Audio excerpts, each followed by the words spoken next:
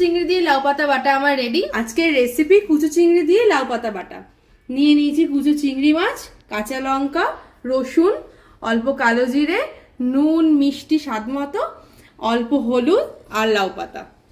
কুচো চিংড়িতে নুন হলুদ মাখিয়ে নিয়েছি।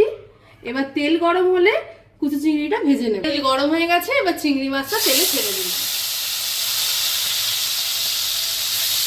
লাল লাল হয়ে গেলে সাথে লাউ পাতা দিয়ে ভেজে নেব। রসুনটা দিয়ে দিলাম।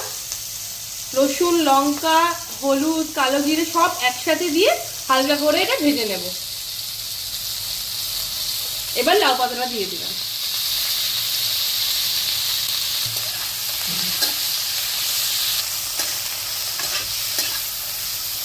কড়াইটা ঢেকে দেবো লাউ পাতাটা নরম হওয়া অবধি। ঢাকনাটা খুলে একবার দেখে নিই লাউ পাতাটা মজেছে কিনা। বাহ, ভালোভাবেই মজে গেছে লাউ পাতাটা। এবার আমি এটা নামিয়ে নেব। শিলে এবার বেটে নিচ্ছি। শিলে বাটলে কিন্তু টেস্টটা একটু অন্যরকমই আসে, বেশ সুন্দর হয়।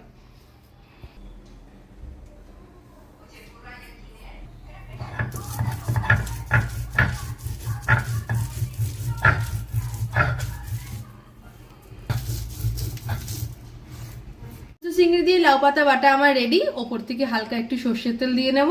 আর গরম গরম ভাতের সাথে কিন্তু এটা দুর্দান্ত লাগবে খেতে। তোমরাও কিন্তু ট্রাই করে দেখো।